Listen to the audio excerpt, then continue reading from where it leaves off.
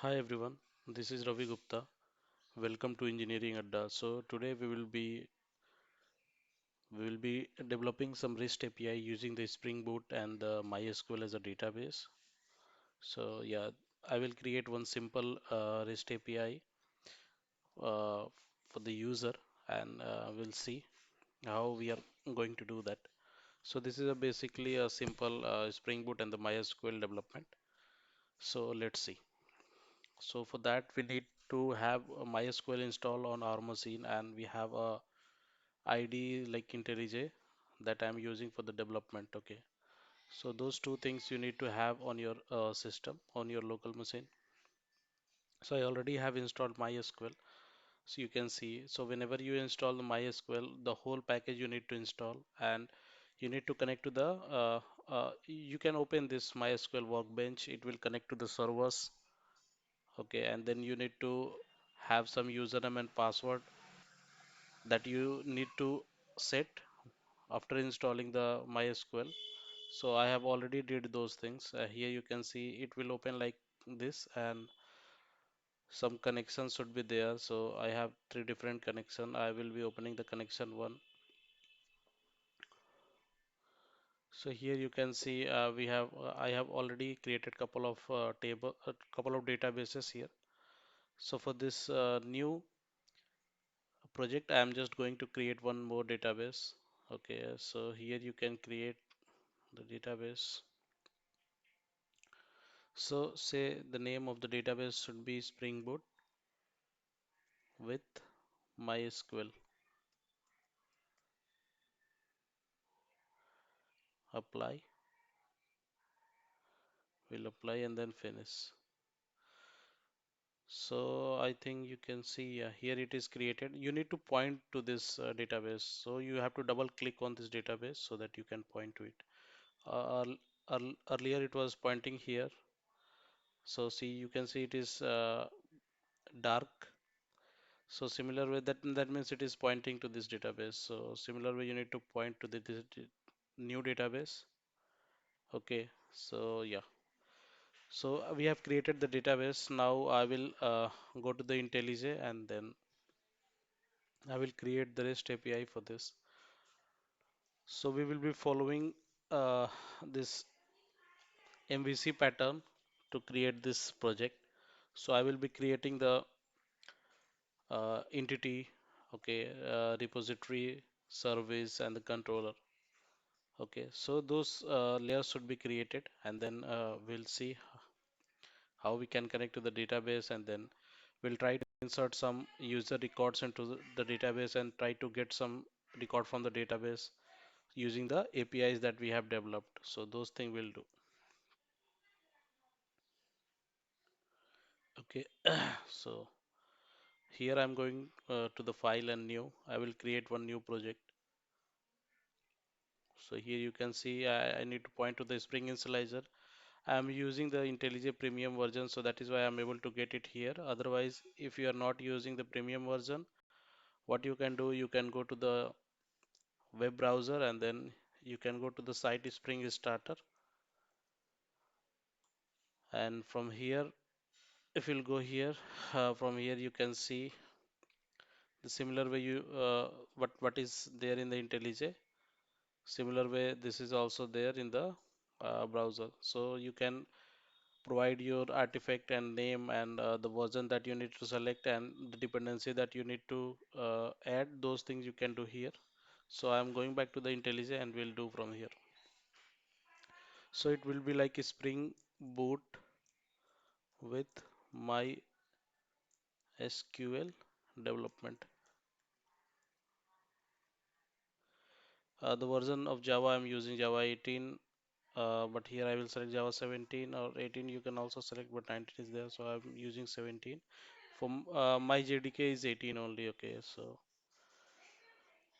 just for this development, we need to have some couple of starter dependency. So here I will be using Spring Wave. Okay, and the other dependency that we need to do is Lombok. Lombok, guys, you can see why we are adding Lombok. I will tell you in the development when we'll be doing the development. Okay, and for the database connectivity we'll need MySQL connector driver. Okay, and for the we are using JPA for the database ORM. Okay, this is a ORM tool.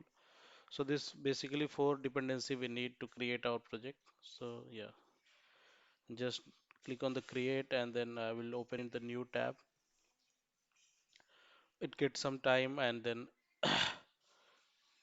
yeah, it will configure like a Maven project and then can start doing the development here.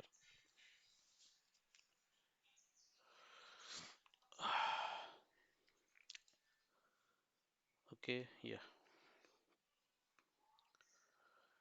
Let me reopen. It is taking some time. Okay, it is importing Maven project. Okay, let it do. Okay, now just go inside this. Yeah. So here, yeah, you can see. So I'm just going to create couple of packages here. Okay, like entity.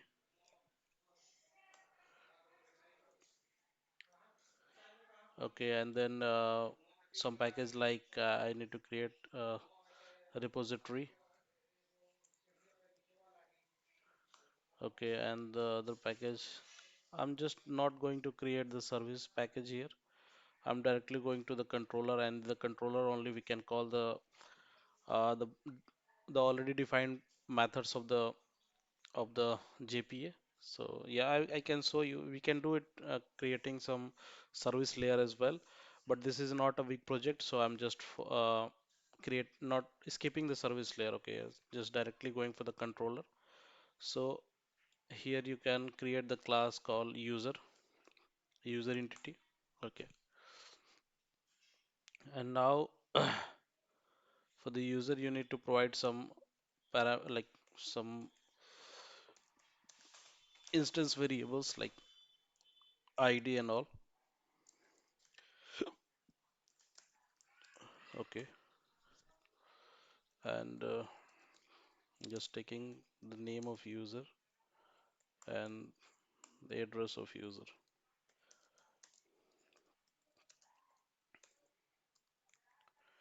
Okay, so these things are good. So I was telling that we included the Lombok. Why we included the Lombok is using the Lombok we can directly call some of the annotations, and those annotations will help us in reducing the code. Like if you want to like whenever you are going to access the ID and the name and address of the particular user, then you need to create a getter setter for that, right? So we are not going to create getter setter. Instead, we are just going to call this data annotation of the Lombok. You can see here Lombok is there. Okay. So using that, it will create the getter and setter for our entity class. Okay. So this is the help of the Lombok. Using that, we can reduce the code.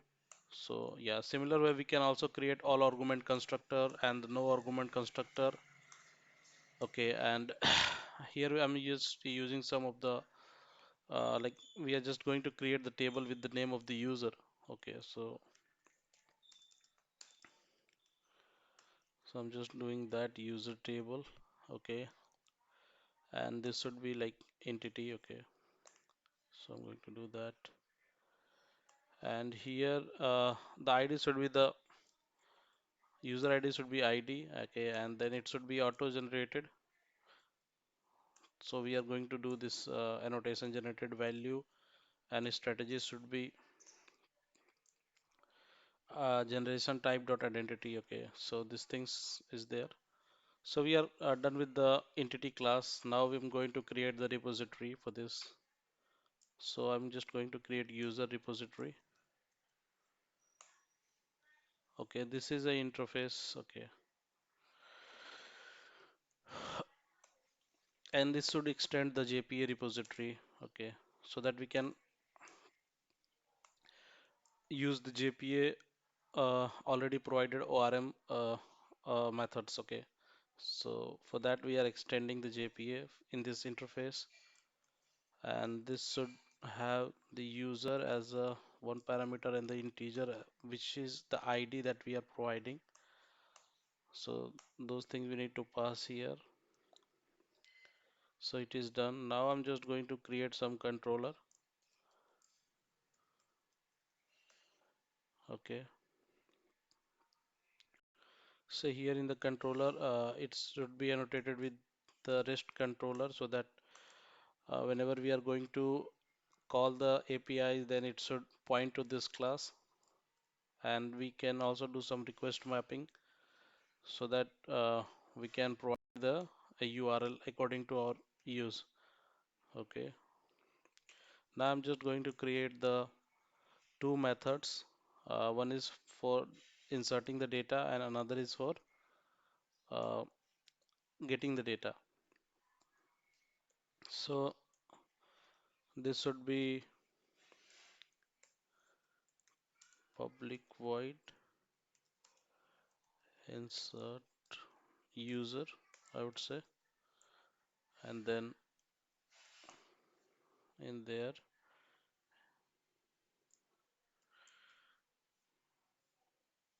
request body, in the request body type we need to provide the user. Okay,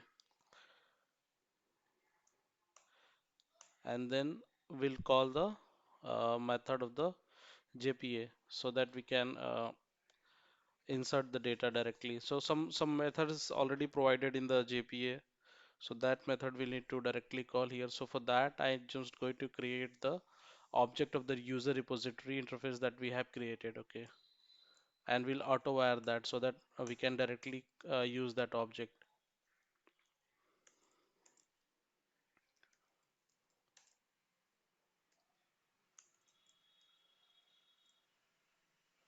User repo,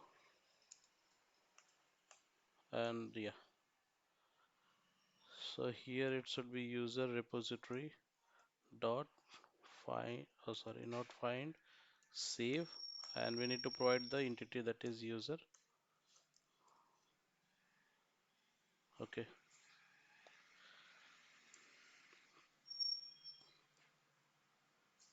and now, oh sorry,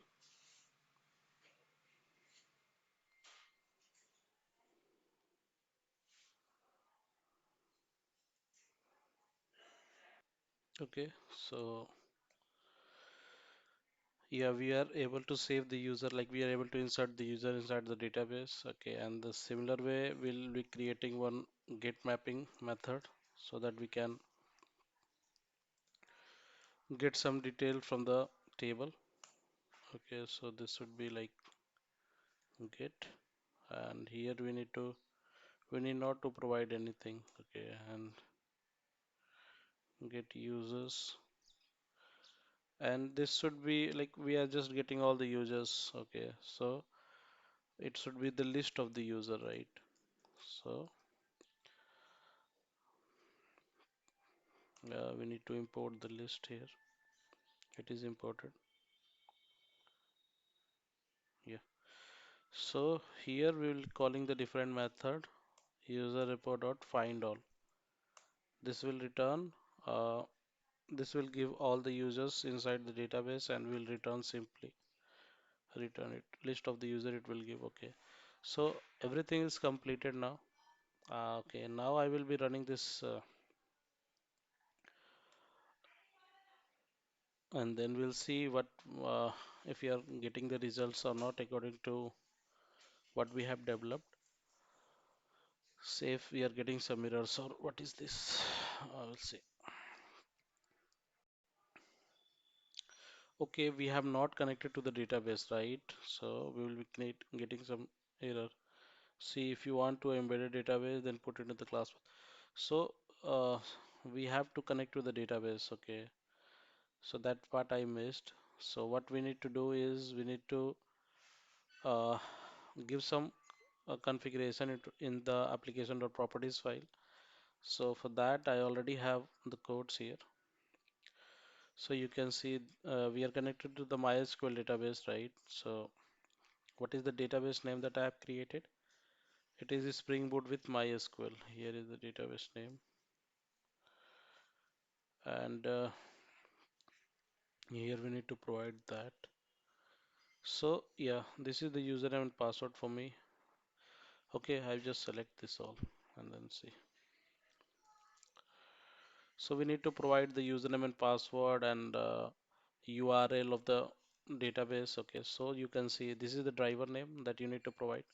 Sometimes the Spring Boot automatically takes it, but yeah, in the case of the MySQL, you need to provide this. The URL should be, this is the port number on which my MySQL is running. Okay, and this is the database that we have created, and this is the user and the password for me. This is to show that the SQL query, whatever, if you are going to insert some user detail, then here you can see in the logs that SQL query will be fired for the insertion, and same for the, if you want to get something, then SQL query will be fired for the select one. Similar way, we need to provide some dialect and all. And this one you need not to provide, but yeah, you can keep it. And this is for the port number on which our database is running. Okay, so I'm just going to run it again.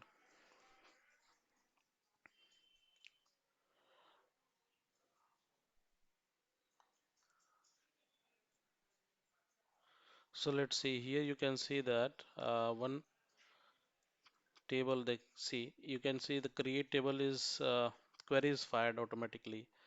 Okay, so you can see in the database some table might be created. So this is the database. This is the table section. Let's see, refresh it. Go inside the table. Here you can see the user table is created, right? And user table. And you can now like you can open one the query section and then you can directly run this query.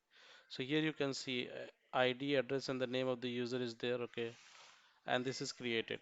But don't we don't have any record here. So what we can do is and the application is up, right, on the port number 9091.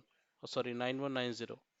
So what we'll do, I will just open the Postman here and then we'll try to insert some records inside the database. So yeah, let it open and then we'll see. Till then we can go to the controller class and see what is there, what is the API that we have created. So the mapping should be API and the for insertion it is insert. Okay, so here you can go in the Postman, dismiss it. So the data on the port was 9190, right? 9190. And then it is API and then it is insert. And what was the thing? Name and address, right? The ID we did not to provide uh, because it is auto generated. So we need not to provide the ID. So we need to provide the name and the address. Okay. And API and insert. So the URL is good. We need to provide the name and address. Address should be like Delhi, you can see. Hers we have Delhi, something like that. So you can now we can hit this API. Okay, this is a get. We need to make it a post, and this is done. Okay, let me hit it. So here in the database, you could see some record might be there. So yeah, you can see hers we are Delhi, and why it is not coming. The name is not coming. Okay, I think this is the mistake. There was some space. Okay, now go to the database again. Let insert it. Yeah, here you can see the record is there. Okay, and now what we need to do is we can also insert some other users. Let's say Ravi, and this is,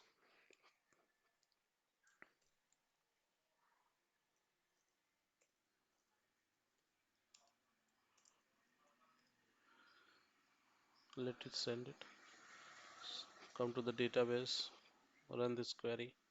You can see this record is also there. So what I need to do now is to check if we are getting the details or not. So for that, what was the API that we have created is API and then get. Okay, so here you can come to the Postman, or in the browser also you can go and just directly search it, and the method should be get. Okay,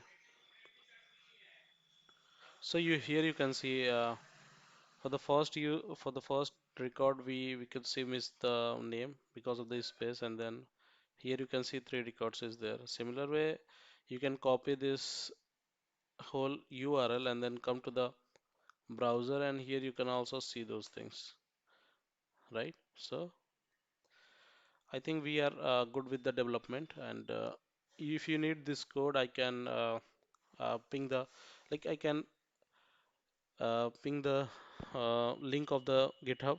I'm just going to push this code in the GitHub. I will just ping the link of this GitHub URL, and then yeah, from there you can get these things. So thanks for the development, guys. Here you can see those queries are fired, right? So thanks for support, guys. Keep supporting me. Thanks.